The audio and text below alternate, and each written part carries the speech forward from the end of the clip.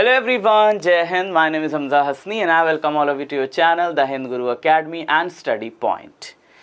Okay, SSC bank and other one day exams के लिए मैंने आप लोगों को क्वेश्चन पैटर्न बता दिया था, फिर मैंने सिलेबस भी डिस्कस कर लिया था। अब हम आगे बढ़ते हैं और इंग्लिश लैंग्वेज के अंदर जो बेसिक चीज़ें हैं, जेनरिक चीज़ें, उनको थोड़ा सा समझते हैं। ठीक है, तो मैं पहले ही कहता हूँ कि जिन स्टूडेंट्स को इंग्लिश बिल्कुल भी नहीं आती, वो भी अगर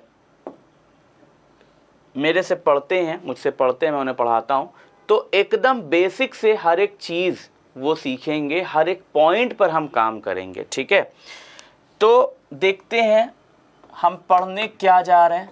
ऑब्वियसली हम पढ़ने जा रहे हैं इंग्लिश। इंग्लिश क्या है? इंग्लिश एक लैंग्वेज है।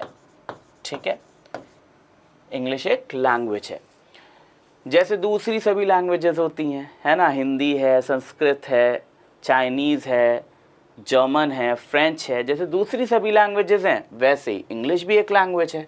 ठीक है, लैंग्वेज को जब हम थरली स्टडी करते हैं, लैंग्वेज में रूल्स जानते हैं कि क्या रूल्स हैं लिखने या बोलने के, उनका सेट क्या है, पैटर्न क्या है, तो स्टडी ऑफ लैंग्वेज बनती है ग्रामर। स्टडी ऑफ लैंग्वेज को क्या कहते हैं हम?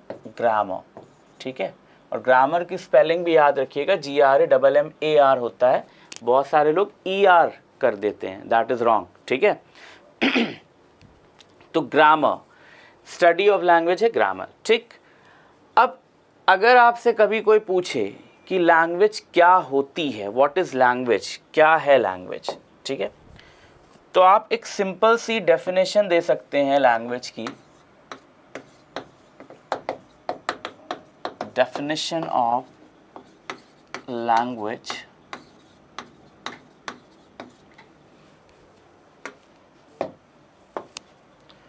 a language is a medium of exchanging ideas, यानी लैंग्वेज आइडियाज़ को एक्सचेंज करने का माध्यम है, ज़रिया है, विचारों के आदान प्रदान का माध्यम है। राइट, जो भी आइडिया आपके माइंड में आ रहा है, अगर आप किसी से शेयर करना चाहें तो आप किसका यूज़ करेंगे? लैंग्वेज का। ठीक है, मैं इतनी देर से अपने आइडियाज़ आपसे शेयर कर रहा हूं, तो मैं किसका यूज़ कर रहा हूं? ऑब्वियसली लैंग्वेज का। ठीक है, तो लैंग्वेज एक मीडियम है जिससे आप अपने आइडियाज़ किसी तक पहुंचा सकते हैं। राइट, लैंग्वेज आपकी दो तरह की होती है। लैंग्वेज के दो टाइप्स हैं। कौन कौन से हैं ये दो टाइप्स? लेट अस सी। एक होती है वर्बल लैंग्वेज। ये वो होती है जिसमें हम वर्ड्स का यूज करते हैं। ठीक है, और दूसरी होती है नॉन वर्बल लैंग्वेज। ये वो होती है जिसमें वर्ड्स का यूज़ नहीं होता, बल्कि पिक्स का यूज़ होता है, या जेस्चर का, हाव भाव, हाथ पैर जैसे आप हाव भाव करते हैं, है ना, वो है जेस्चर्स का, या साइंस का यूज़ होता है। ठीक है, यानी चिन्हों का, इशारों का। ठीक, तो ये होती है नॉन वर्बल लैंग्वेज। जैसे अगर मुझे किसी को बुलाना है, मैं उसको आवाज़ देकर कहता हूँ यहाँ आओ, यहाँ आओ, ऐसे बोल दिया, तो ये वर्बल हो गई। और अगर मैंने चिल्लाकर बोला नहीं, आवाज़ नहीं दिया, मैंने सिर्फ इशारा किया ऐसे करके, तो ये क्या हो गया? ये नॉन वर्बल हो गया। ठीक है, तो verbal, non verbal. Other example हम ले सकते हैं, जैसे मान लीजिए कहीं पर एक बोर्ड लगा हो, ठीक है, और बोर्ड पर लिखा हो नो स्मोकिंग, तो ये बोर्ड किस लैंग्वेज में है? वर्बल लैंग्वेज में है। ठीक है, और कहीं पर एक बोर्ड लगा हो और उस पर कुछ भी ना लिखा हो, उस पर क्या हो? सिर्फ एक सिगरेट बनी हो। ठीक है, एक सिगरेट बनी हो, मान लीजिए ऐसे करके ऐसे सिगरेट जलती हुई दिखा दी जाए और फिर उसमें से धुआं उड़ता हुआ ऐसे दिखाया जाए और फिर उस पर कट लगा हो ऐसे। ठीक, तो ये जो बोर्ड हो गया ये किस लैंग्वेज में हो गया? ऑब्वियसली नॉन वर्बल लैंग्वेज में। ठीक है, तो वर्बल नॉन वर्बल ये होता है। तो आई होप बात समझ में आ गई होगी। सिगरेट का पिछला साइड ऐसे कुछ ऑरेंज ऑरेंज होता है ना। हम लोग आर्ट्स नहीं बना रहे, बस थोड़ा समझने की कोशिश कर रहे हैं। ठीक, तो समझ में आ जाएगा आपको ईजिली कि इसमें यहाँ सिगरेट अलाउड नहीं है, और यहाँ पढ़कर समझ में आ जाएगा। तो ये नॉन वर्बल में हो गया, ये वर्बल में हो गया। अब वर्बल के भी दो टाइप्स होते हैं, नॉन वर्बल के नहीं होते, लेकिन वर्बल के दो टाइप्स होते हैं। ठीक है, और वो दो टाइप्स कौन कौन से होते हैं भाई? ऑब्वियस सी बात है, एक होता है ओरल, जिसे हम हिंदी में मौखिक कहते हैं, और दूसरा होता है रिटन, जिसे हम इंग्लिश में लिखित, हिंदी में लिखित कहते हैं। ओरल को हिंदी में मौखिक, रिटन को हिंदी में लिखित कहते हैं। ठीक है अब देखिए, जो बात बोल के कही जाए वो वर्बल का ओरल पार्ट है, जो बात लिख कर कही जाए वो वर्बल का रिटन पार्ट है। ठीक है, ये सारा कुछ रिटन है और जो मैं बोल रहा हूं वो ओरल है। क्लियर? तो आई होप ये बात समझ में आ गई।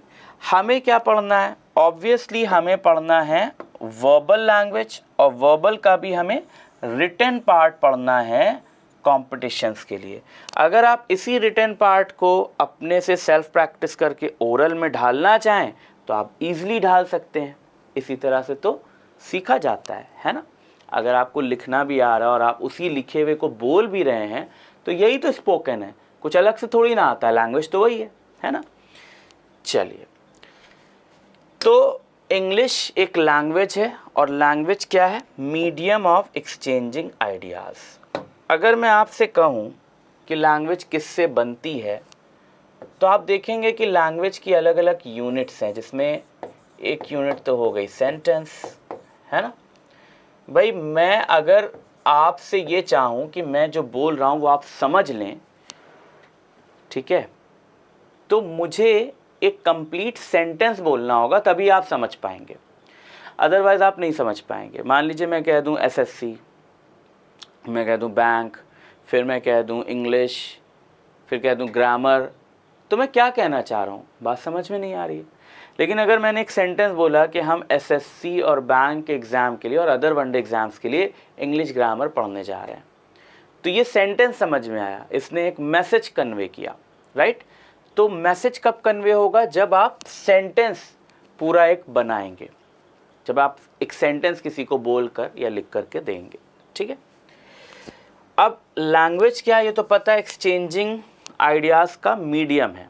ठीक, सेंटेंस क्या है इसको भी देख लेते हैं। सेंटेंस की डेफिनेशन हो सकता है आप में से कई लोगों को पता हो, लेकिन जिनको नहीं पता उनके लिए हमें एक बार देख लेना चाहिए, और जिन्हें पता है उनका रिवीजन हो जाएगा। Definition of sentence. तो सेंटेंस की डेफिनेशन ये होती है कि सेंटेंस होता है वर्ड्स का ग्रुप। तो हम क्या कहते हैं? A group of words. वैसे तो जनरल डेफिनेशंस जो आपको मिलेंगी वहाँ हर जगह लिखा होता है group of words which makes a complete sense, but मैं इसमें कुछ और भी ऐड करता हूँ। मैं कहता हूँ a group of grammatically arranged words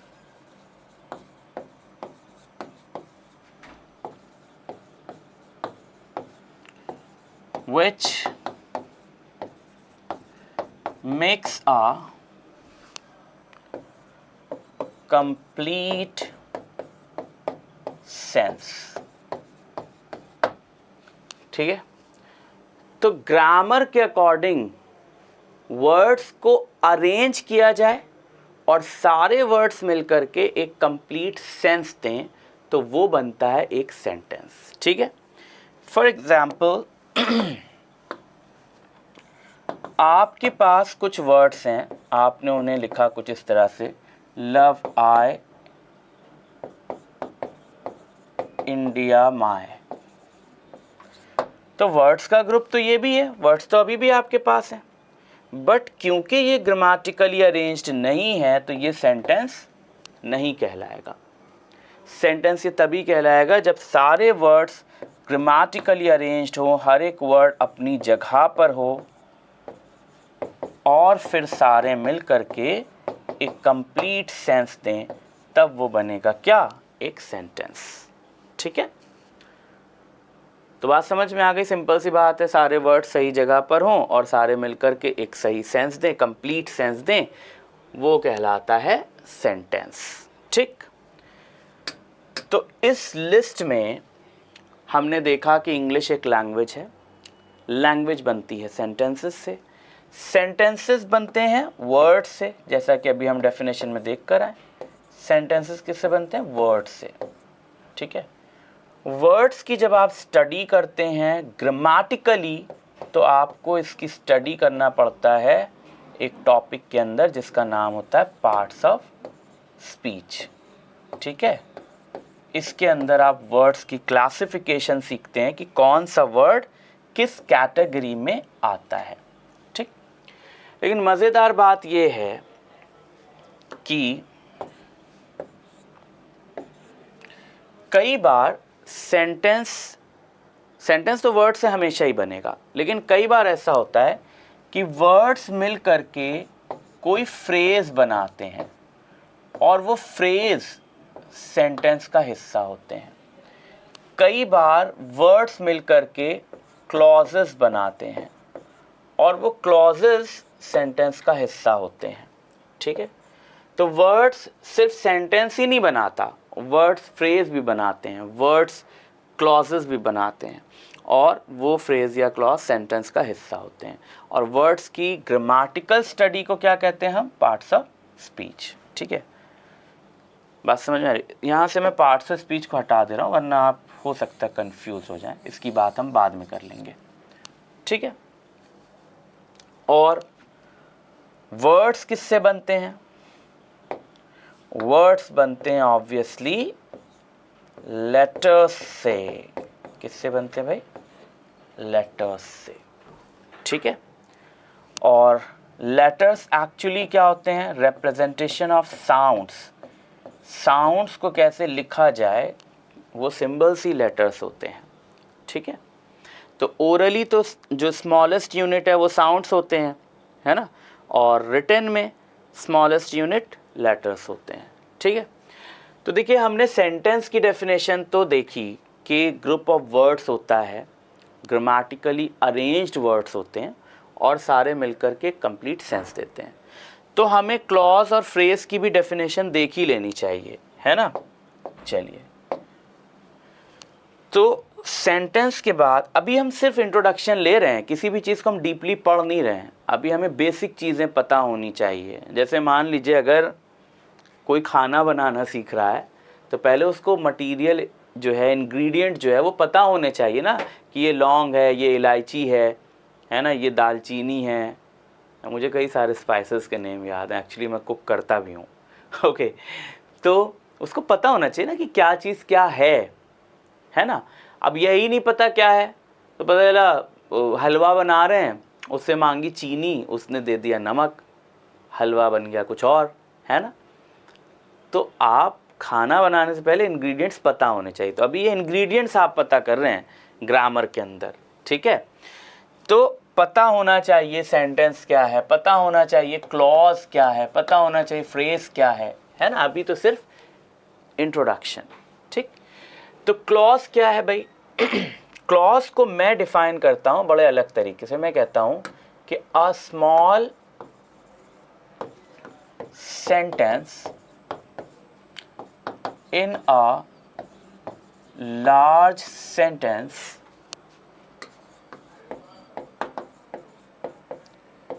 is a clause। मतलब क्या हुआ, सिंपल सी बात है, सेंटेंस का ही नाम बदलकर क्लॉज हो जाता है तब जब वो सेंटेंस किसी बड़े सेंटेंस का हिस्सा बन जाता है। ठीक है, समझिए एग्जाम्पल से, जैसे कि मैंने एक सेंटेंस लिखा, she came to Delhi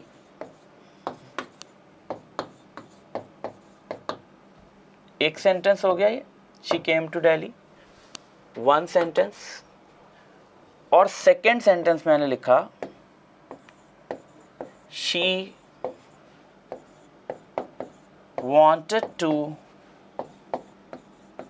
prepare herself for SSC exam. ठीक है, तो एक सेंटेंस हो गया शी केम टू दिल्ली और एक सेंटेंस हो गया she wanted to prepare herself for SSC exam. Simple, दो सेंटेंसेस यहां पर हैं, है ना। आपसे पूछे जाएंगे कितने सेंटेंसेस हैं, तो आप कह देंगे सर दो हैं, सिंपल सी बात। बट अगर मैं यहाँ पर फुल स्टॉप हटा करके एक कंजंक्शन लगा देता हूँ बिकॉज, तो अब कितने सेंटेंसेस हो गए? अब ये पूरा मिलाकर एक सेंटेंस हो गया। क्या बन गया? She came to Delhi because she wanted to prepare herself for SSC exam. For the SSC exam भी हम कह सकते हैं, दा लगा ही देना चाहिए यहाँ पर। ठीक है, अब ये जो सेंटेंस था पहले, जो सेपरेटली एक सेंटेंस था अलग से, अब ये इस सेंटेंस का हिस्सा बन गया और ये पूरा कंप्लीट एक बड़ा सेंटेंस बन गया। तो ये अब सेंटेंस ना रह करके क्या हो गया? अब ये हो गया क्लॉज। अब हम इसे सेंटेंस नहीं कह सकते, अब हम क्या कहेंगे इसे? क्लॉज, क्योंकि सेंटेंस तो यहाँ से यहाँ तक है, ये हिस्सा क्लॉज है। ये हिस्सा जो पहले अलग से सेंटेंस था, ये अब क्या है? ये अब क्लॉज है। ठीक है, तो एक सेंटेंस के अंदर अब दो क्लॉजेस हो गई। पहले ये दोनों अलग अलग सेंटेंसेस थे सेपरेटली, अब ये दोनों सेंटेंसेस नहीं है, अब ये दोनों क्लॉजेस हैं और सेंटेंस पूरा मिला करके है एक। राइट, तो किसी बड़े सेंटेंस के अंदर छोटा सेंटेंस क्लॉज होता है। और ज़रूरी नहीं है कि आपको ये इतना क्लियरली दिख जाए, कई बार ये हिडन होता है। मेनली आपको समझना पड़ेगा कि इसमें कम से कम दो प्रिंसिपल कह रहा हूँ, कम से कम दो फाइनाइट वर्ब्स होनी चाहिए। अगर फाइनाइट वर्ब्स हैं तो ही क्लॉज बनेगी, फाइनाइट वर्ब्स नहीं है तो क्लॉज नहीं बनेगी। बहुत सारी चीज़ें हैं, वो आप जब क्लॉज को मैं थरली पढ़ाऊँगा डीपली तब आप देखेंगे, तब समझेंगे। तो अभी मैं क्लॉज पढ़ा नहीं रहा हूँ, सिर्फ जनरली आपको बता रहा हूँ कि क्लॉज होती क्या चीज़ है। बड़े सेंटेंस के अंदर छोटा सेंटेंस, छोटा part, that is called a clause. फिर फ्रेज की बात करते हैं, तो फ्रेज क्या होता है?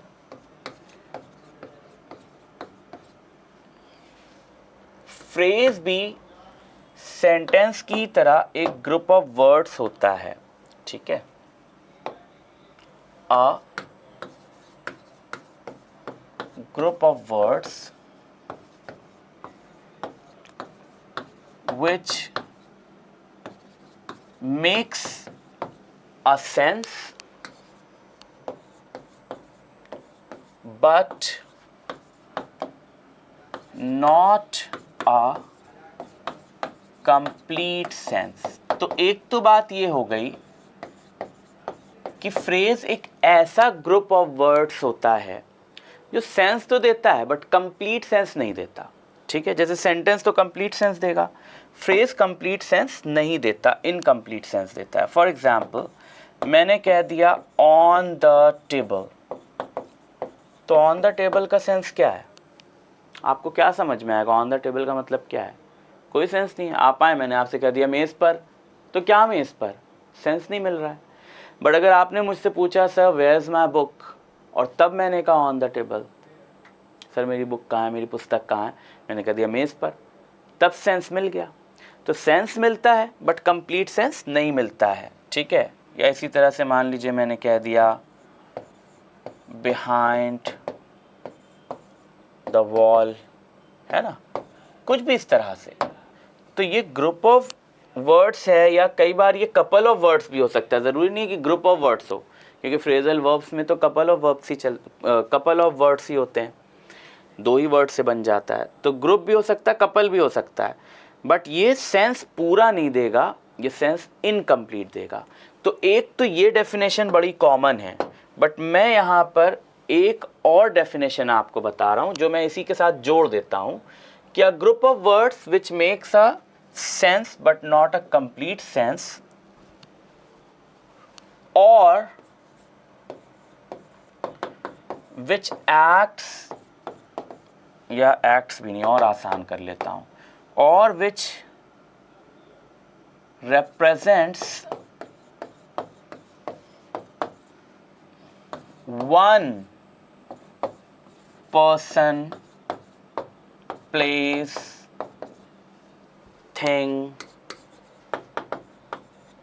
time, manner, etc.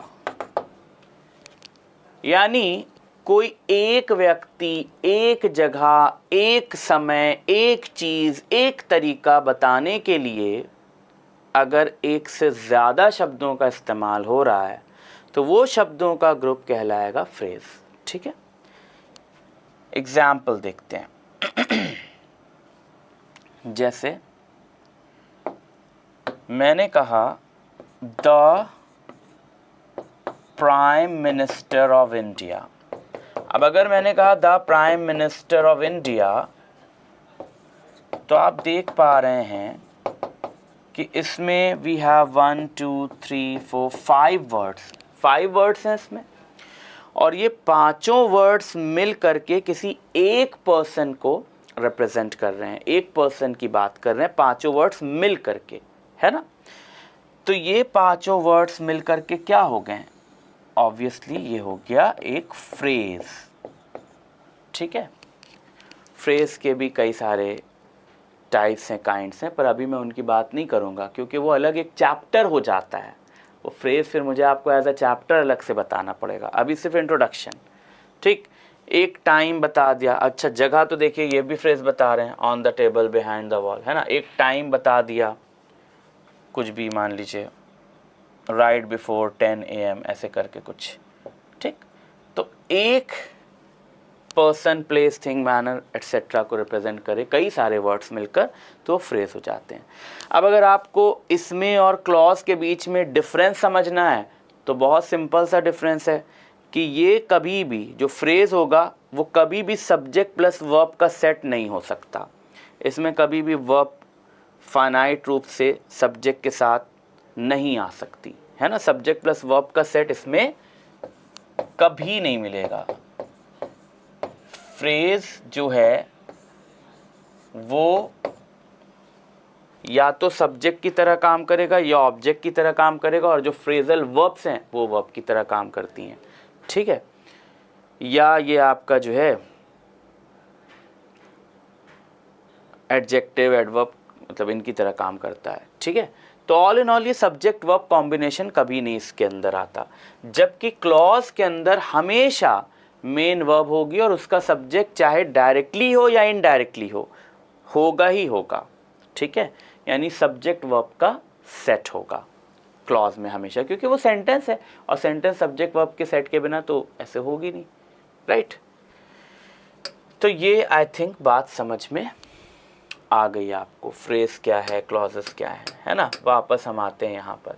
तो फ्रेज, क्लॉजेस हमने देख लिया। वर्ड्स क्या है हमें पता ही है, वर्ड्स की स्टडी जब हम करेंगे तो टॉपिक बनेगा पार्ट्स ऑफ स्पीच, और उसके बाद बात करते हैं लेटर्स की। तो लेटर्स को भी आज ही हम देख लेते हैं।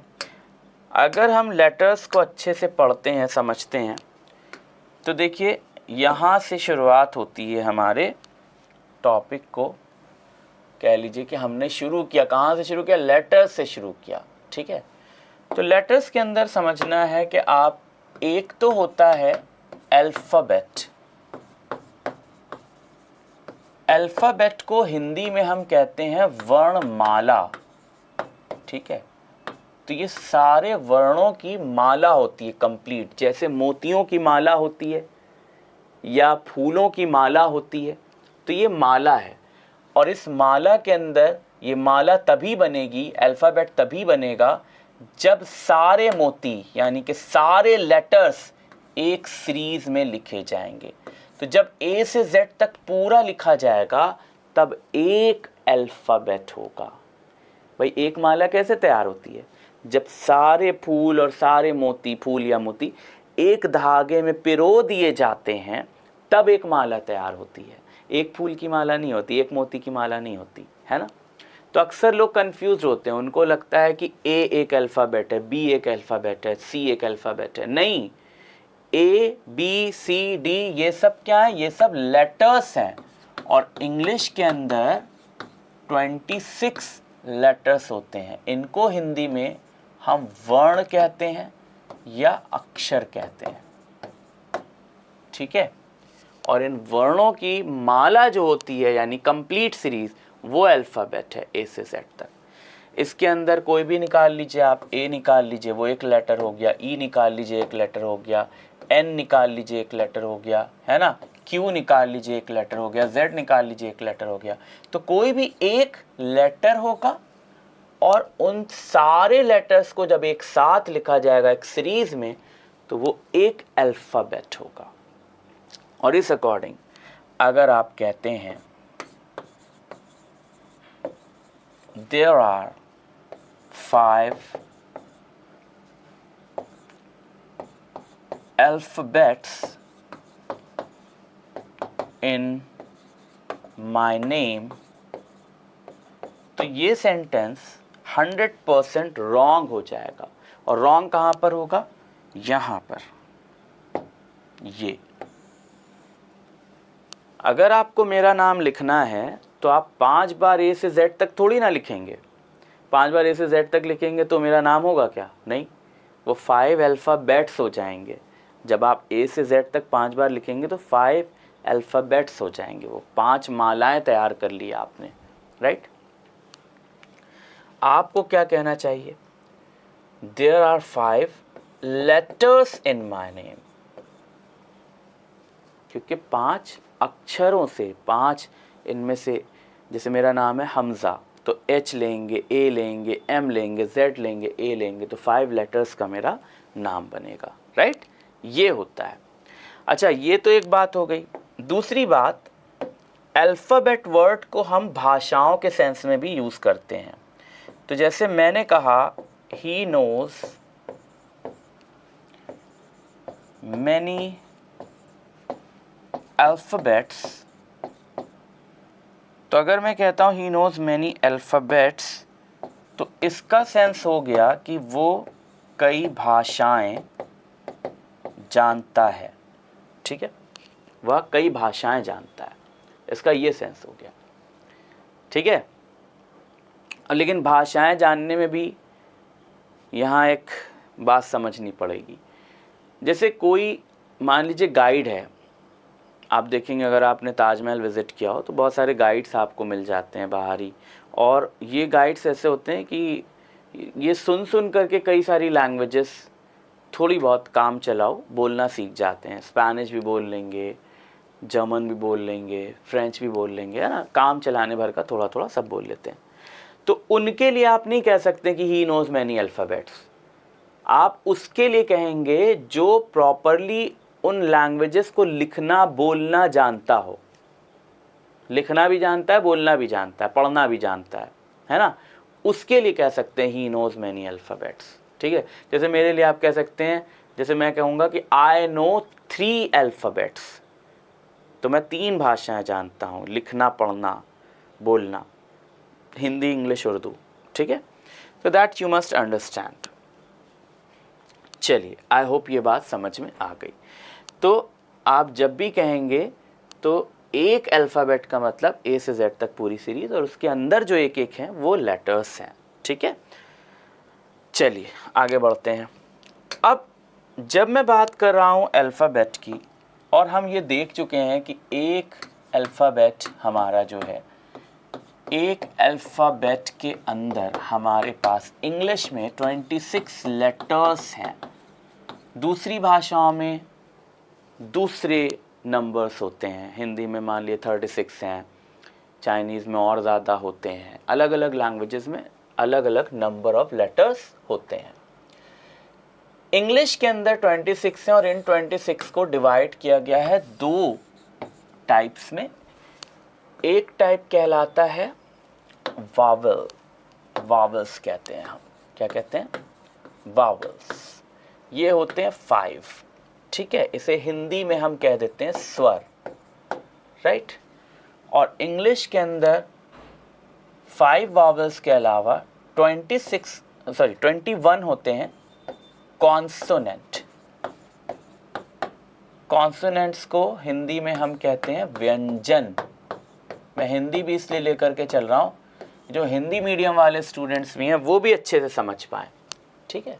इंग्लिश मीडियम वालों को ये नाम याद रखने की ज़रूरत नहीं है, चाहें तो याद कर सकते हैं, क्योंकि नॉलेज तो प्रेशियस होती है, जितनी ले लो उतनी कम है ना। तो 5 वावल्स 21 कॉन्सोनेंट्स, ये हम सभी आई थिंक जानते ही हैं, है ना। ओके, 5 वावल्स में ये भी जानते हैं हम ए ई आई ओ यू, ये 5 वावल्स हो गए। बाकी जितने बचे रेस्ट यानी बाकी के वो सारे कॉन्सोनेंट्स होते हैं, ठीक है। अब इन 5 वावल्स एंड 21 कॉन्सोनेंट से यानी इन 26 लेटर्स से आपके बनते हैं 44 साउंड्स। कितने साउंड्स बनते हैं भाई? 44 साउंड्स। किन से? 26 लेटर्स से। और इन 44 साउंड्स को भी हम डिवाइड करते हैं 2 टाइप्स में, ठीक है। इनसे क्वेश्चंस पूछे जा सकते हैं, इसलिए आपका पढ़ना ज़रूरी है। तो 44 साउंड्स में 20 आपके हो जाते हैं वावल साउंड्स और 24 हो जाते हैं कॉन्सोनेंट साउंड्स।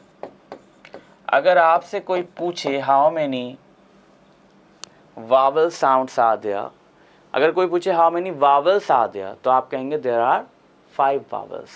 लेकिन अगर आपसे कोई पूछ ले how many vowel sounds are there, तो आप कहेंगे देयर आर 20 वावल साउंड्स। कोई आपसे पूछे how many consonants are there, तो आप कहेंगे 21 कॉन्सोनेंट्स। लेकिन अगर कोई पूछ ले how many consonant sounds are there, तो आपको कहना होगा 24 कॉन्सोनेंट साउंड्स, ठीक है।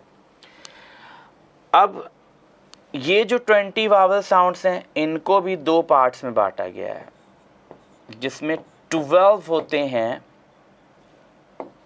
कलर चेंज कर लेता हूँ, 12 होते हैं मोनोप्थॉन्ग्स। क्या होते हैं भाई?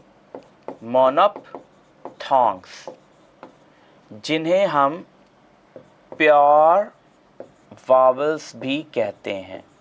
मोनोप्थॉन्ग्स को ही प्योर वावल्स कहा जाता है, ठीक है। ये क्या होते हैं? जैसे मैंने एक वर्ड लिखा पिन, तो पिन के अंदर ये जो आई है ये एक वावल है, इस वावल का एक ही साउंड आ रहा है ई का, है ना। तो जब एक वावल एक ही साउंड दे तो वो मोनोप्थॉन्ग कहलाता है, प्योर वावल कहलाता है। इसके अंदर 12 प्योर वावल्स हो गए और 8 होते हैं डिप्थॉन्ग्स। डिप्थॉन्ग्स को हम ग्लाइड वावल्स भी कहते हैं। क्या कहते हैं? Glide vowels. अब जैसे यहाँ पिन लिखा हुआ है, नीचे मैंने लिख दिया पाइन। पाइन में हमें पता है ई का तो कोई साउंड है ही नहीं, लेकिन यहाँ जो आय है इसके अंदर 2 साउंड आ रहा है, आ और ई। पाइन जब आप बोलेंगे तो आ और ई का साउंड आएगा, ठीक है। तो ये जो आ और ई का साउंड है, एक ही वावल के अंदर 2 साउंड्स आ रहा है। लिखने में ये सिर्फ एक ही वावल लिखा गया, पर इसके अंदर साउंड 2 वावल्स का है। तो जब 2 वावल का साउंड एक ही वावल से आए एक साथ, तो उसे हम ग्लाइड वावल या डिप्थॉन्ग कहते हैं, ठीक है। तो इतनी चीज़ें आप पढ़ लीजिएगा, याद कर लीजिएगा। जो टर्म्स याद नहीं उन्हें याद करना पड़ता है। ऑब्वियसली मोनोप्थॉन्ग नाम याद करना पड़ेगा, डिप्थॉन्ग नाम याद करना पड़ेगा, है ना। मोनोप्थॉन्ग को प्योर वावल कहते हैं, याद करना पड़ेगा। तो जो टर्म्स याद करने वाले हैं वो याद कर लीजिए, जो समझने वाले हैं वो समझते चलिए। रिवीजन बहुत ज़रूरी है, जो भी पढ़ाया जाए उसको रिवाइज ज़रूर करिए, नोट्स बनाइए। जितनी चीज़ें मैं खुद लिख करके पढ़ा रहा हूँ उन सारी चीज़ों के नोट्स आपके पास एज इट इज़ होने चाहिए, क्योंकि नोट्स बनाने का मतलब है कि आप सिर्फ कॉपी पर नहीं लिख रहे होते हैं, आप यहाँ भी लिख रहे होते हैं, ठीक है। लिख कर याद की जाने वाली चीज़ें ज़्यादा टाइम तक याद रहती हैं। तो इसको लिखिए, नोट्स बनाइए, रिवाइज करिए, जो पढ़ाया गया उसे भूलिए मत, ठीक है। तो मिलते हैं अब हम लोग नेक्स्ट लेक्चर में। अगले लेक्चर में मैं आपको पढ़ाऊँगा introduction to parts of speech, यानी पार्ट्स ऑफ स्पीच तो नहीं पढ़ाऊँगा थरली, बस बता दूंगा कि कौन कौन से वर्ड्स किस किस कैटेगरी में आते हैं। ये उस स्टडी को जो हम करते हैं कि नाउन क्या प्रोनाउन क्या, ये सारी चीज़ें हम पढ़ेंगे नेक्स्ट लेक्चर में। डिटेल स्टडी बाद में होगी, ठीक है। मिलते हैं नेक्स्ट लेक्चर में, तब तक के लिए बाय, जय हिंद।